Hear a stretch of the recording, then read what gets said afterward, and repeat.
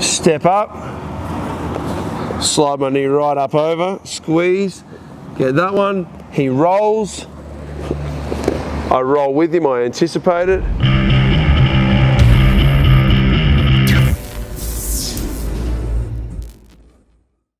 Alright guys, so what I've been working on this week has been some variations of front headlock. Now, if you are doing this to improve your MMA game and not your jiu-jitsu, I strongly advise you practice wearing competition MMA gloves. And see how these are the small ones?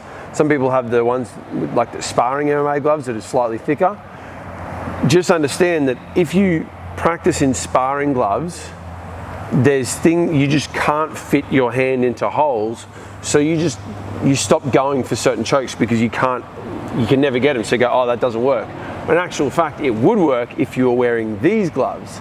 Now, if we go the full other end of the spectrum and practice with bare hands, you get this sense of security with certain chokes with a hand that's that thick. But when you've got the added thickness of the glove and the padding, all of a sudden you don't get the same flexion through that. So that's something that you just have to be super aware of when you're practicing. To me, any sort of DAS, guillotine, arm triangle, I strongly advise you always practice wearing your MMA gloves if you're wanting to do it for MMA. If it's jiu-jitsu, obviously don't wear them. Now, for this one, this is the reason why we chose that we've been working on front headlock is basically we're trying to get our training partners good at attacking the front headlock, because this is a position we're often going to end up in off a failed takedown. So if Dan went for a takedown, I've gone sprawled on him, and then immediately I'd start going into some sort of front headlock attack. So this is the reason why we're choosing to work on these. Now, one that's been popping up, and you see it sometimes in professional MMA fights, like it's been popping up in the UFC occasionally, pops up in wrestling a lot, is the Schultz Choke.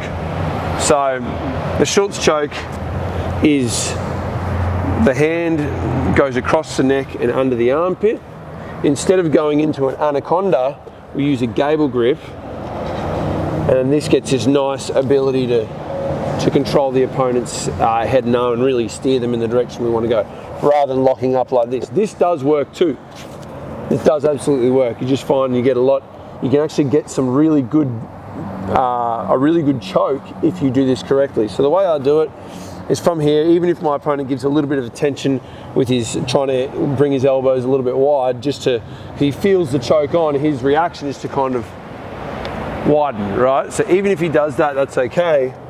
I'll lift a little bit so that I don't get the friction of the elbow on the ground when I try to drag this under.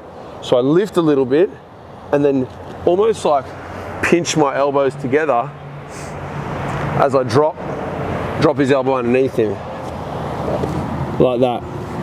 And when I do that, I'm going to put my head on the ground and almost like do a shoulder crossface into the back of his neck to push his head down over my choking arm. So I lift, shear, and notice my shoulder is really pushing through. I'm letting go because there's actually quite a lot of pressure. Dan's about ready to tap if I haven't locked up. So I've got this elbow here. If you want to bring the camera over here quickly, Min. So this elbow here is lifting like that, while this one blocks, and this one here, as this lifts, that shoulder drives further over his neck. So I'm here, put that in like that, and while I do it, I'll even just do a bit of this motion here to get that shearing motion there, just get that extra pressure on his neck. Now sometimes, we got to get this camera angle right, sometimes when you're lifting like this, you see how the head wants to come up into this space here because there's no pressure on that side of his head. So sometimes that can happen. So what I've started playing with, and I don't have a name for this, so if anyone wants to think of a name, let me know. But I go from here, if I'm getting that space, I step my foot up out to the side, might need to back up just a bit there, Min. So I step my foot up out to the side and bring my thigh over the back of his neck. I don't want to bring it on top of his head because he's still got that room to move out there, right? So, step up, slide that leg forward, and then I hide my elbow. I get a really good, like, scissoring motion from the thigh. I basically get this motion happening here. Now, what can sometimes happen is the opponent, because it is a, go down again for me please, Dan. It is like a, if I go to here, it is like a panicking movement, and he can't roll to his left, try and roll to your, can't roll to his right, because he's just gone further into the choke. So the natural thing is he's going to want to roll left. So roll left for me, Dan. That's what can happen. Right, so we have to anticipate that he's going to try and escape by rolling over his left shoulder and into that space. So as I come up and he starts to roll, I have to quickly roll the same way as I'd roll if it was an anaconda choke.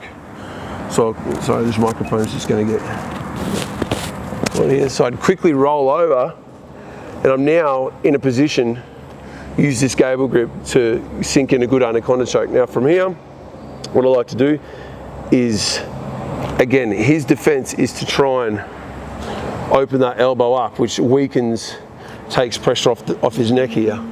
So I keep a good gable grip, I hook over and stretch him out. And see, when I do that, not only does it put his shoulder in line with his neck over here, so I've got a choke on one side, but it gives me space to get the arm right across.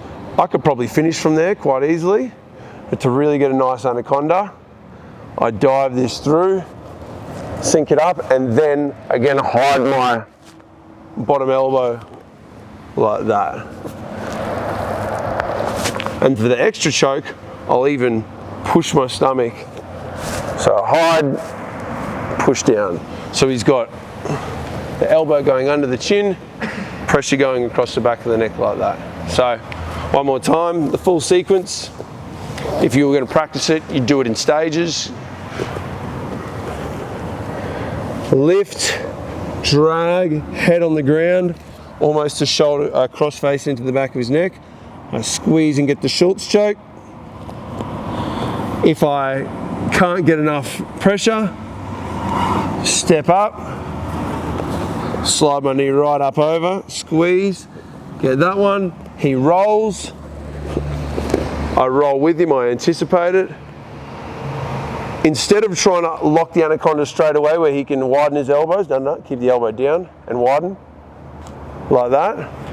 I keep the gable grip, stretch a bit, hook that arm, stretch it out, and then go through. So that's the sequence. The anaconda finishing, like the finishing mechanics, is something that you just honestly have to get a feel for through repetitions. And yeah, that's what I've been working on. Hope you enjoy it.